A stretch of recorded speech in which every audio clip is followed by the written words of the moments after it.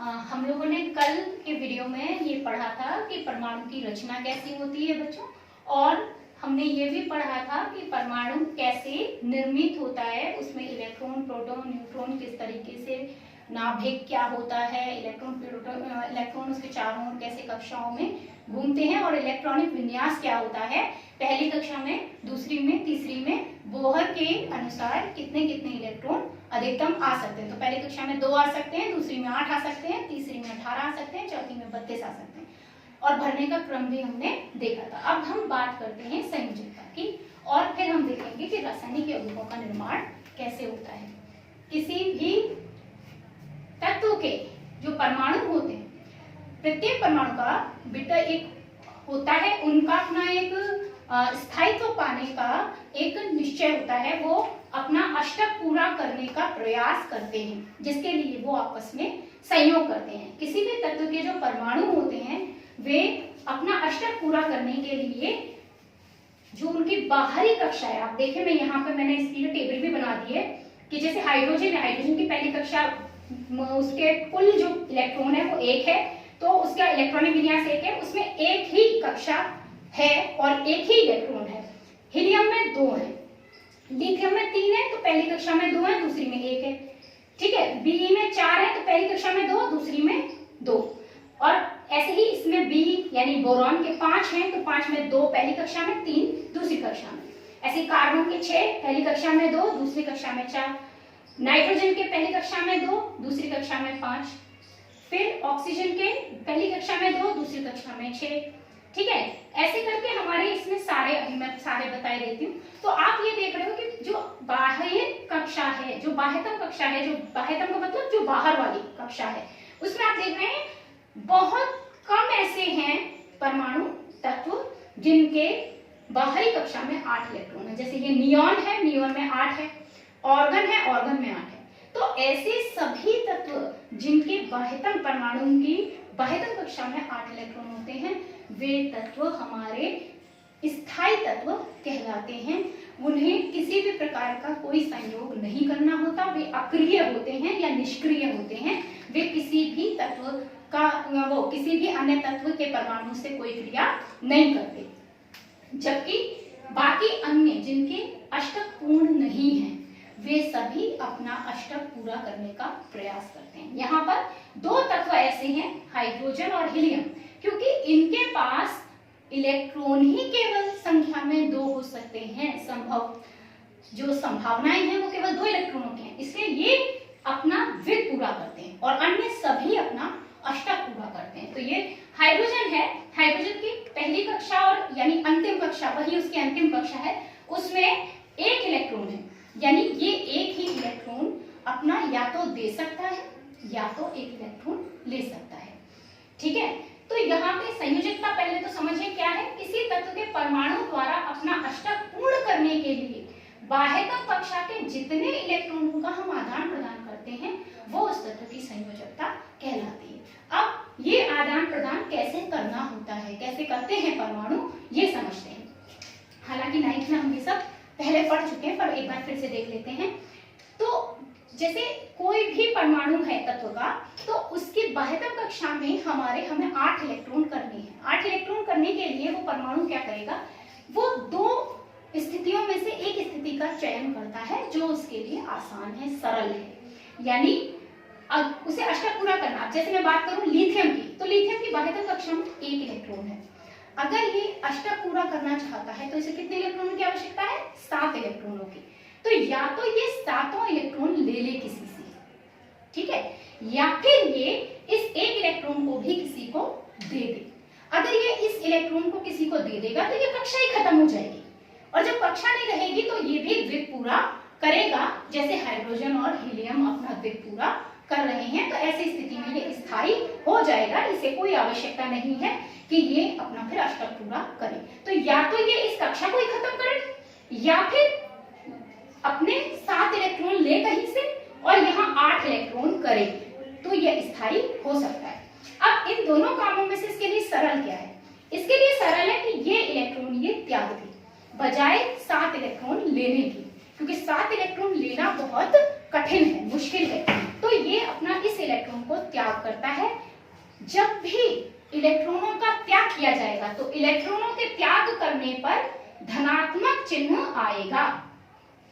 Electron त्यागने पर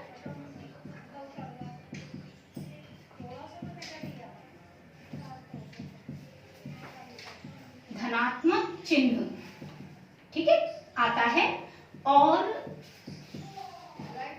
electron ग्रहण करने पर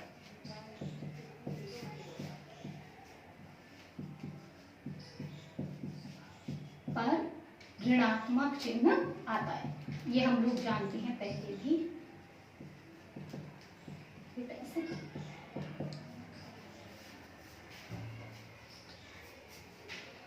ठीक है, तो यहां तक हमने देखा कि इलेक्ट्रॉन त्यागने पे धनात्मक चिन्ह आता है और इलेक्ट्रॉन को ग्रहण करने पर ऋणात्मक चिन्ह आता है। अब हम आगे, मैं आपको यही बता रही थी कि जब ये इलेक्ट्रॉन को त्यागेगा एक को, तो इसका क्या आ जाएगी, ये +1 आ गया, तो इसमें इसकी जो संयोजकता है वो कितनी कहलाएगी, +1।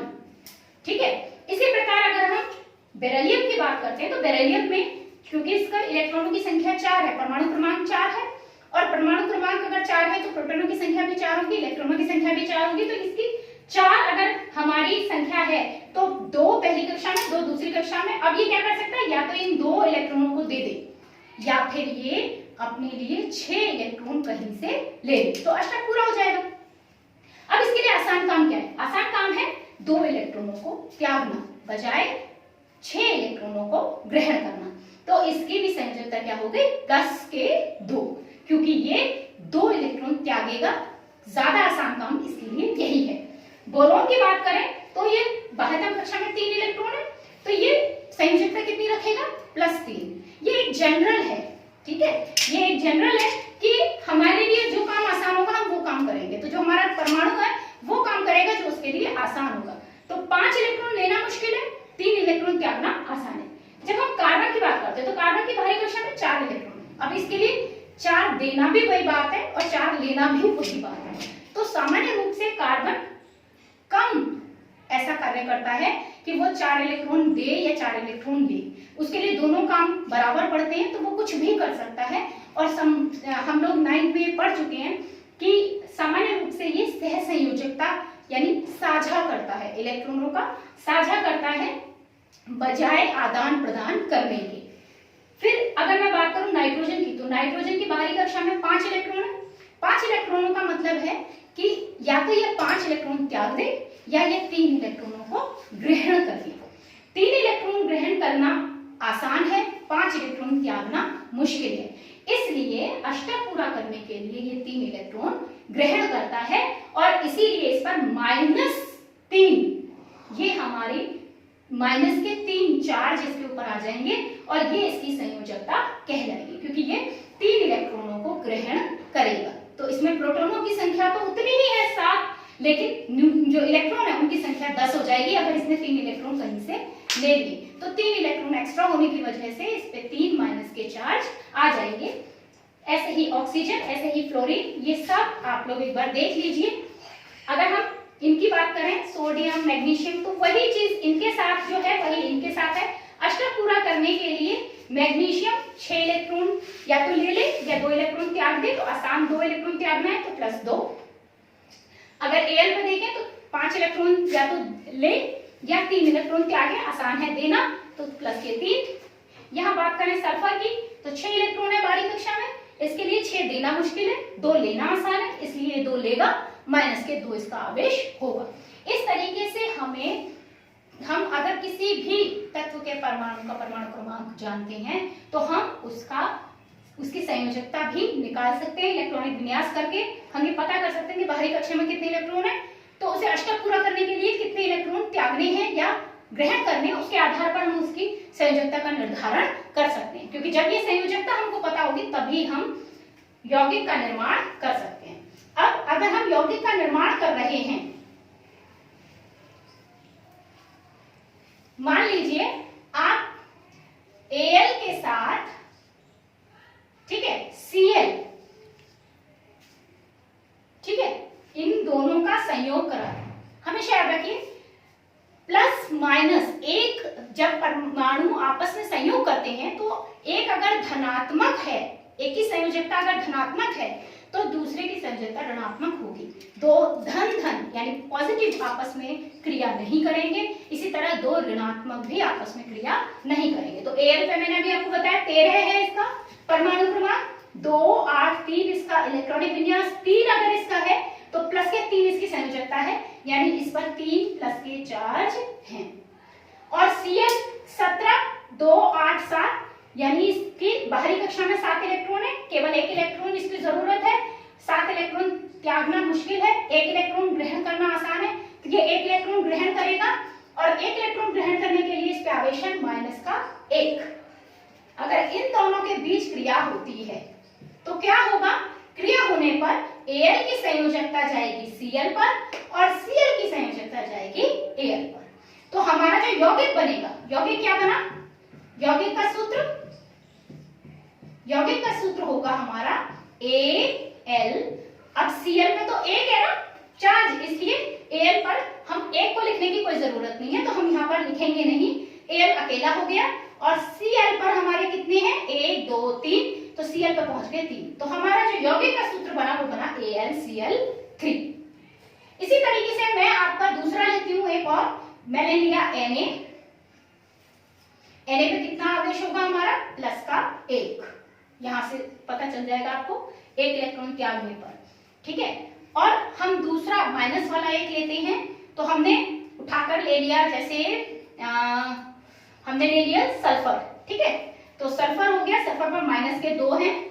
इन दोनों के बीच अगर हम क्रिया कराएंगे तो हमारा जो यौगिक सूत्र बना वो यौगिक सूत्र बनेगा, क्रॉस में ले जाएंगे हम, बन गया Na पे किसकी संयोजकता आएगी, इसकी, तो Na हो गया 2 क्योंकि इसमें 2 है।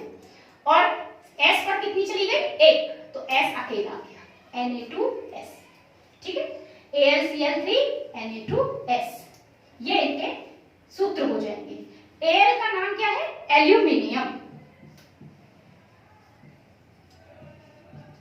और इसका नाम है क्लोराइड, तो हमारा नाम हो गया एल्यूमिनियम क्लोराइड। इसी तरीके से इसमें हो जाएगा सोडियम, क्योंकि Na को हम सोडियम कहते हैं, और S सल्फाइड। इस प्रकार हमारा एल्यूमिनियम क्लोराइड का सूत्र बन गया और ये सोडियम सल्फाइड का सूत्र बन गया। ऐसे ही आप लोग और भी बना सकते हैं, ये आप अपनी कॉपी में बनाने की कोशिश कीजिए कि अगर हम Mg लेते हैं, Mg पर कितना आवेश होगा वो आप देखो टेबल से, और उसके बाद P फास्फोरस, इस पे देखो कितना आवेश होगा।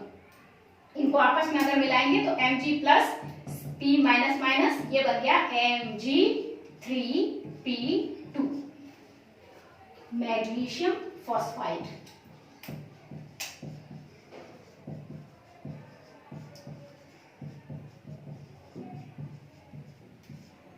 अब आप होमवर्क के रूप में ये टेबल आपको याद करनी है, और ऐसे ही मैं कुछ सूत्र आपको दे रही हूँ, वो सूत्र आप बनाकर प्रैक्टिस कीजिए।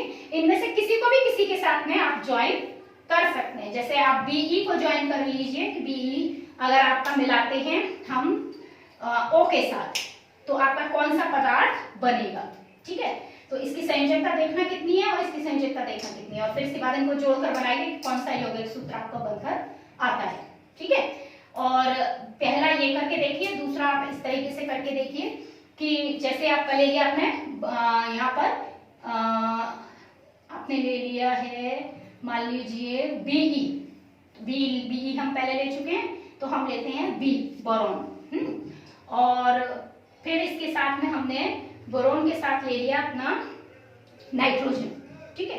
तो क्या पदार्थ बनकर आ रहा है, इस तरीके से आप, ये मैं दो दे रही हूँ, ऐसे आप और भी बहुत सारे हैं जिनको मिला करके आप अपना बना सकते हैं। ये बात याद रखिए कि नियॉन ऑर्गन ये कोई क्रिया नहीं करेंगे क्योंकि इनका अष्टक पूरा है, बाकी हम लोग शेष कल करेंगे।